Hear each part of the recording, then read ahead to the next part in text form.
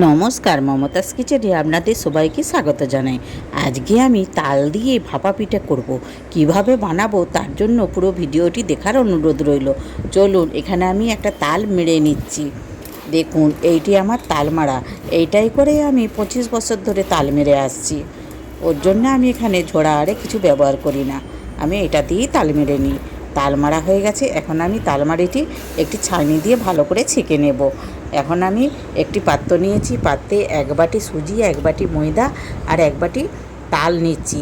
তালের সাথে পরিমাণ মতো লবণ আর একটু খাবার সোডা দিয়ে ভালো করে মেখে নেব।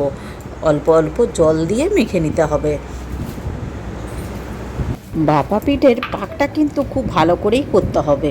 আমি এখানে সুজির সাথে ময়দা দিয়েছি, আপনারা ময়দাটা নাও দিতে পারেন। সুজি দিয়েও কিন্তু ভাপা পিঠে দারুণ হয়। এখানে আমি মিক্সিতে এই যে নারকেল কুড়েছিলাম, ওই নারকেল অল্প কুড়াও রেখেছি আর ওর মধ্যে অল্প জল দিয়ে এই পাকটিতে দিয়ে দিচ্ছি। নারকেল দিলে খেতে কিন্তু খুব ভালো লাগে, তাই আমি একটু নারকেল মিশিয়েও দিলাম আর চিনি গুঁড়োও দিয়ে দিলাম। চিনিটা আপনারা আপনাদের পছন্দ মতো দিবেন। আমি এখানে 4 চামচের মতো চিনি দিয়েছি। দিয়ে এইভাবে মেখে নিয়ে আমি 10-15 মিনিট কিন্তু ভিজতে রেখে দেব। এখন আমি নারকেল পুরটি তৈরি করে নিচ্ছি। নারকেলটি কুড়িয়ে নিয়েছি, দিয়ে গুড় মাখিয়ে রেখে দেব। এখন আমি ভাপা পিঠে বানানোর জন্য কয়েকটি বাটি নিয়েছি, বাটিগুলি ভালো করে তেল মাখিয়ে নেব। ওইদিকে এখন পাকটি 15 মিনিট রাখাও হয়ে গেছে। চলুন দেখি কি অবস্থায় আছে। দেখুন, খুব সুন্দর পাকটা হয়েছে। এই পাকের মধ্যে একটা আমি ইনো দিয়ে দেব। আমি এখানে ইনো দিচ্ছি, আপনারা বেকিং পাউডারও দিতে পারেন। বেকিং পাউডার দিলেও খুব ভালো হয়। ইনো দিয়ে অনেকক্ষণ কিন্তু রেখে দেওয়া যাবে না।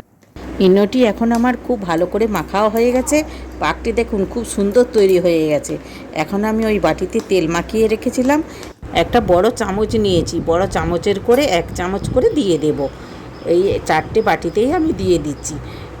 দিয়ে এর মাঝে আমি নারকেল পুর দিয়ে দেব।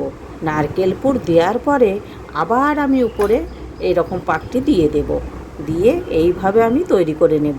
কিভাবে তৈরি করছি আপনারা দেখে নিশ্চয়ই বুঝতে পারবেন। আমি এখানে নারকেল পুরটি গুড় দিয়ে বানিয়েছি, আপনারা এখানে সাদা নারকেলও দিতে পারেন। আর তাল দিয়ে সাদা নারকেল পুর দিলে কিন্তু খেতে কিন্তু দারুণ লাগে। দেখুন, নারকেল পুর দেওয়া হয়ে গেছে। এর উপরে এখন আমি আরেকটু করে ওই পাকটি দিয়ে দিচ্ছি। পাক দেওয়ার পরে এই বাটিগুলি চেরি আর কিশমিশ দিয়ে ভালো করে সাজিয়ে নেব।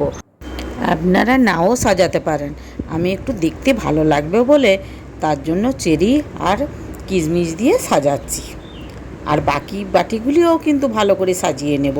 এখন আমি ওভেন ধরিয়ে দিচ্ছি, কড়াই বসিয়ে কড়াইয়ের মধ্যে একটা স্ট্যান্ড দিয়ে দিলাম আর জল দিয়ে জল গরম হতে দিচ্ছি। জল এখন আমার গরম হয়ে গেছে। এই বাটিগুলি এইভাবে বসিয়ে দেব।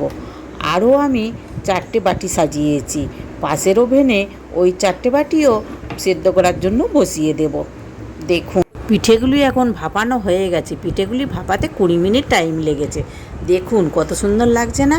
আর পাশেরগুলিও দেখুন হয়ে গেছে। সব আমি ঠান্ডা করার জন্য অপেক্ষা করব। আর ঠান্ডা হয়ে এলে এই ধার থেকে দেখবেন ছেড়ে ছেড়ে আসবে। ওর বাটিগুলোর থেকে বার করতে অসুবিধাই হবে না। আজকে ভাপা পিঠের রেসিপিটি কেমন হয়েছে কমেন্ট করে জানাবেন কিন্তু। চলুন, এখন আমার ঠান্ডা হয়ে গেছে, একটা নিয়ে দেখিয়ে দিই। একটি ছুরিও নিয়েছি, ছুরি নিয়ে এইভাবে ধারগুলো একটু ভালো করে ঘুরিয়ে নেব। দেখুন, বাটিটা উল্টে হাত দিয়ে ঠুকে দিলেই কত সুন্দর বেরিয়ে চলে আসছে। এইভাবে সবগুলি এখন বের করে নেব। বের করে একটি থালাতে সাজিয়ে নেব। দেখুন কত সুন্দর বের হয়ে গেছে, আর দেখতে কত সুন্দর লাগছে না?